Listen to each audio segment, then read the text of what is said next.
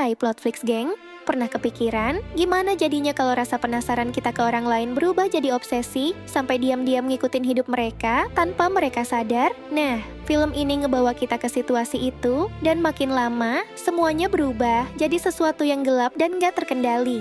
Oh iya, buat kalian yang baru nemu channel ini, jangan lupa di-subscribe dulu ya, karena dukungan dari kamu semua benar-benar luar biasa.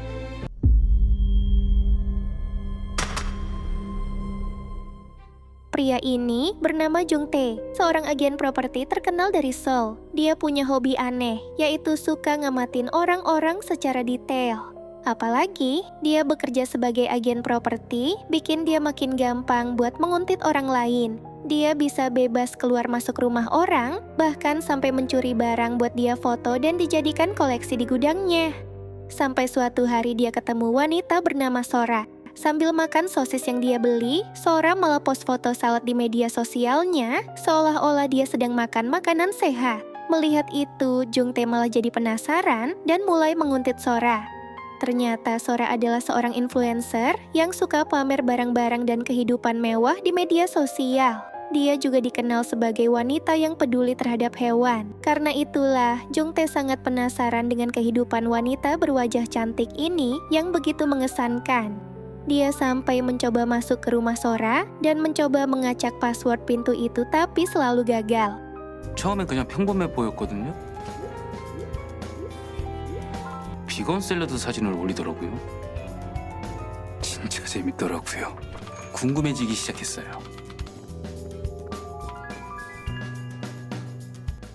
너무 위험한 집 사는 거 아니에요? 한소라. Tapi kali ini takdir berpihak ke Jung Tae. Waktu itu Sora datang ke kantor properti dan menyerahkan kunci pintunya ke Jung Tae. Tujuan dia hanya ingin Jung Tae membantu menjual rumahnya karena Sora ingin pindah dari sana. 안녕하세요. 집 좀 내놓으려고 왔는데요. 사장님? 앉으시죠. 아, 네.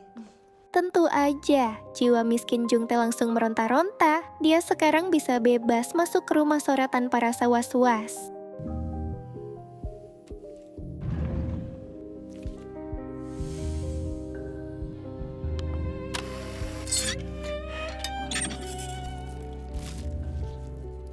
뭐야 이거?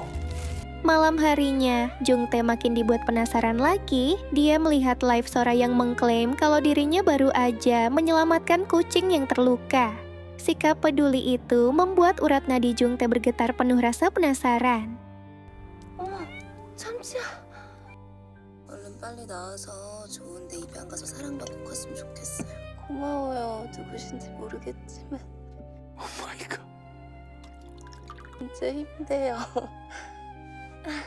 Esok harinya, Jung Tae kembali ke rumah Sora. Tapi tiba-tiba...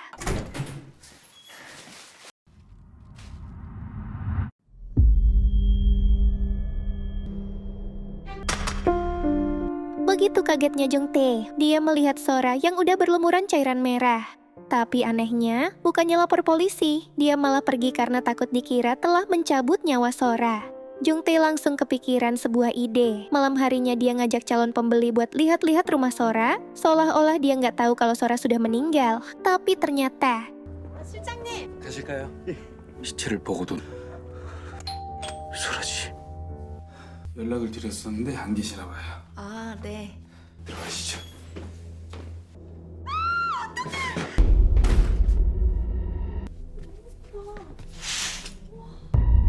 집이 엄청 깔끔해요.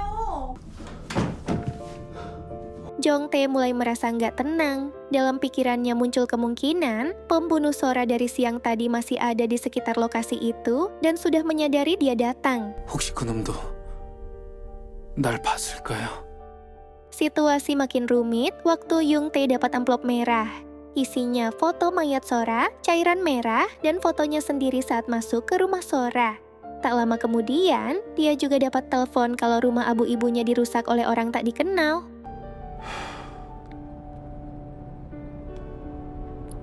시체는 발견되지 않고요. 오셨어요? 문에 끼어 있던데요.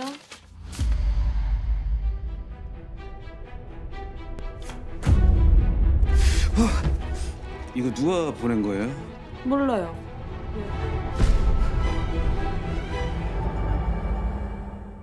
여보세요. 이거 기사님 좀만 이따 할게요. 죄송합니다. 테이프 주세요. 예. 테이프요. 말 좀 해봐요.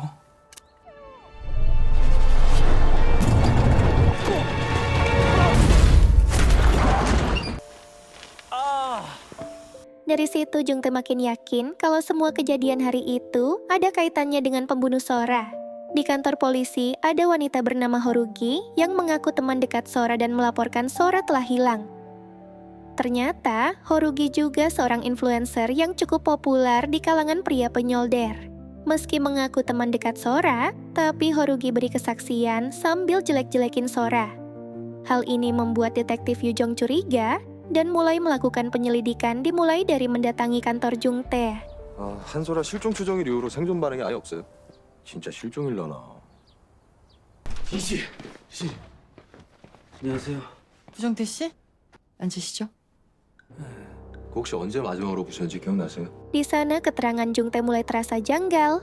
Dia bilang kalau di hari Sora menghilang, dia cuma datang ke rumahnya pada malam hari bersama calon pembeli. Sedangkan siang harinya, dia menghabiskan waktu di kantor. Mendengar itu, detektif Yujong pun meminta kunci rumah Sora untuk memastikan langsung ke lokasi. 실장님, 그리고 한소라 씨 집 키 좀 주실래요? 알겠습니다. Detektif Yujong dan rekannya mulai memeriksa rumah Sora. Dari situ, Yujong merasa ada yang nggak beres. Sepatu, makeup, koper, dan semua pakaian Sora masih lengkap. Keadaannya jelas bukan seperti orang yang pergi liburan. Di sisi lain, Jungtae diam-diam mengintip dari kejauhan. Melihat perkembangan itu, dia sadar kalau kasus hilangnya Sora bisa berubah jadi kasus penghapusan nyawa, dan dia berpotensi jadi tersangka. 아니요, 당연히 안 됐죠.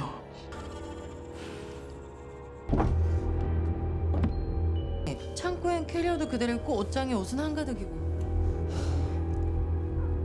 뭐 며칠 바람쐬러 거 아니에요? Sejak saat itulah, Jungtae memutuskan untuk menyelidiki semuanya sendiri. Jungtae mulai menyelidiki dari sosial media Sora. Dia menemukan fakta baru kalau Horugi bukan teman dekat Sora. Karena Horugi sering ngasih komen negatif di akun Sora dan juga suka jelek-jelekin waktu Sora lagi live di aplikasi Ijo. Malam harinya, dia diam-diam masuk ke rumah Horugi untuk mencari bukti. Di sana, dia justru menemukan amplop merah yang sama seperti yang pernah dia terima. Tapi kecurigaannya berubah saat dia tanpa sengaja menemukan akun seorang pria bernama Jonghak. Dari situ terlihat jelas kalau Jonghak terobsesi dengan Sora. Jonghak mendatangi semua tempat yang pernah didatangi Sora, bahkan terus meninggalkan komentar di setiap postingannya. Sejak itu, kecurigaan Jungtae beralih ke Jonghak. Dia mulai mengira kalau Jonghak dan Horugi bekerja sama untuk mencelakai Sora. 이럴 줄 알았습니다.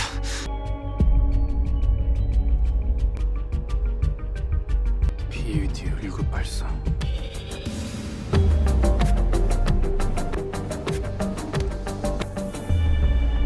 미친 새끼.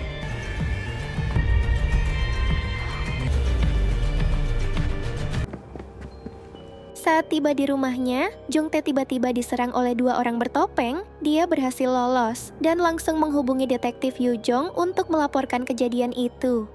Jungtae bilang dia merasa curiga kalau Jonghak dan Horugi sebagai dalang di balik hilangnya Sora.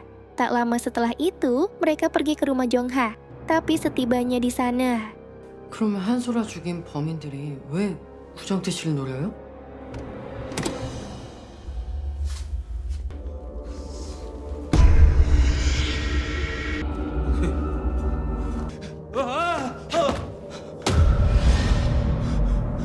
di sana mereka juga menemukan amplop merah. Saat dibuka, isinya foto Jonghak dan Jungtae yang terlihat akrab. Jungtae langsung membantah, dia bilang nggak kenal Jonghak dan foto itu pasti hasil editan. Tak lama kemudian, rekan detektif ngasih informasi kalau Jonghak memang seorang penguntit dan pernah dilaporkan ke polisi. Tapi yang melaporkan bukan Sora, melainkan Horugi. Wah, bikin pusing ya. 선배 머리 괜찮아요? 뭐 인터넷에서 저지른 범죄라서 벌금 몇 번 낸 게 나긴 한데 근데 이 이종학이를 계속 스토킹으로 신고한 사람이 누군지 알아요? 한소라? 아니요. 호르기요. Di sisi lain, Horugi melakukan siaran langsung dan menyebarkan identitas Jungtae sebagai orang yang diduga terlibat dalam penghapusan nyawa Sora. Sementara itu, Jungtae melanjutkan penyelidikannya sendiri. Dia datang ke rumah Jonghak dan menyadari kalau Jonghak adalah orang yang merusak rumah abu ibunya waktu itu. 신세는 꼭 갚을게요. 죽였을 수도 있다는 거지.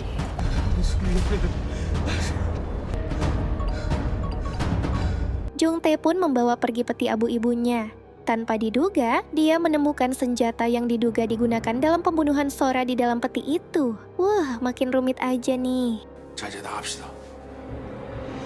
둘만의 시간을 주세요. 엄마한테 하고 싶은 말이 있어서 그래요. 부탁입니다. 엄마 미안해.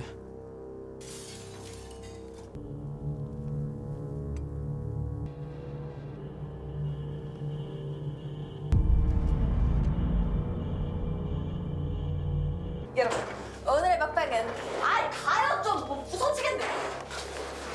술도 개미야바지. 네가 사람이냐? 야, 만지지 마. 네가 소라씨 죽였지. 잠깐만, 죽이긴 누굴 죽여, 미친 새끼야. Jung-tae datang ke rumah Horugi dengan penuh emosi. Dia menuduh Horugi sudah menjebaknya, tapi justru mendapat pengakuan yang mengejutkan. Ternyata awalnya Jonghak menguntit Horugi sampai akhirnya dilaporkan ke polisi.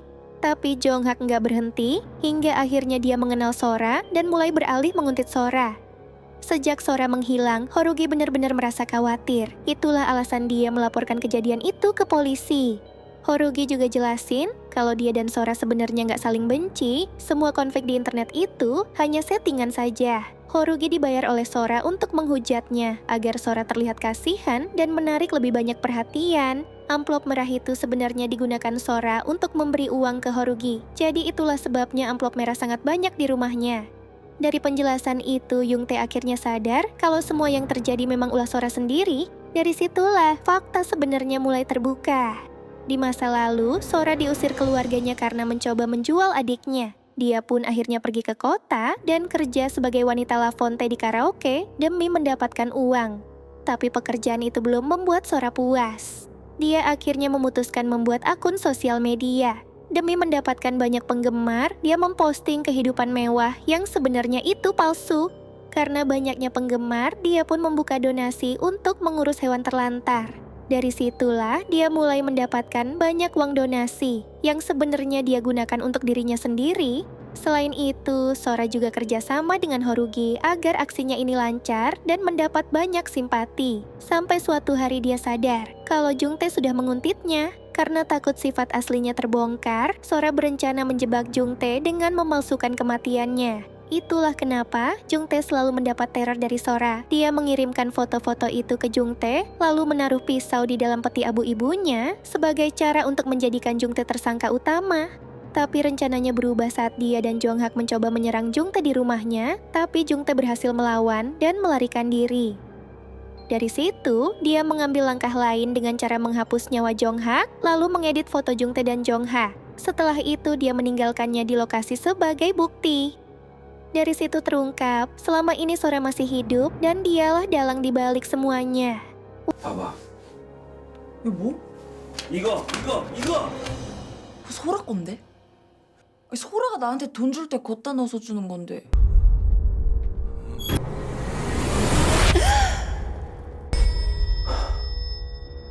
Polisi dapat panggilan anonim dari Sora yang ngasih tahu mereka untuk datang ke sebuah gudang.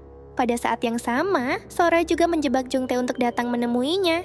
Tapi Sora melukai dirinya sendiri. Ketika para polisi datang, kondisi jadi terlihat seolah-olah Jung-tae lah yang menculik dan menyakiti Sora. Di sisi lain, detektif Yu Jong mengerah yang berkaitan dengan hilangnya seorang wanita bernama Hye-ran. Akhirnya kabar ditemukannya Sora langsung menyebar di internet.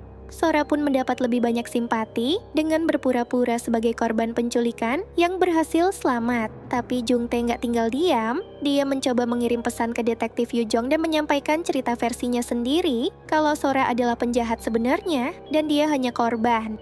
Dari situ, Jung-tae menyusun rencana untuk menjebak Sora. Dia mengajak Sora bertemu di sebuah gudang dengan tujuan memancing pengakuan kalau semua ini memang rekayasa Sora. Sebelum Sora datang, Jung-tae memasang kamera tersembunyi sebagai bukti, tapi Sora menyadarinya dan langsung menghancurkan kamera itu. Di situ satu persatu fakta mulai terbuka. Jung-tae akhirnya tahu kalau Sora pernah menghapus nyawa temannya yang bernama Hye-ran. Semua itu terjadi karena Hyeran sempat mencoba memerah Sora sampai akhirnya dibunbun dan dikubur di hutan. Sora yang sudah terdesak mencoba melawan Jungtae, tapi tiba-tiba detektif Yujong datang dan langsung menangkap Sora. Tak hanya itu aja, Jungtae juga ikut diamankan karena selama ini terbukti menguntit Sora. 너나 조이랑이랑 다 똑같대.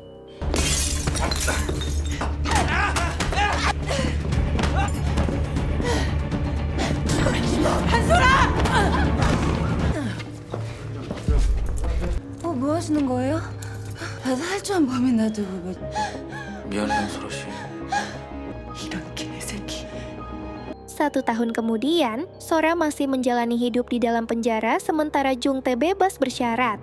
Di hari itu, Jungtae menemui detektif untuk mengucapkan terima kasih karena sudah percaya padanya.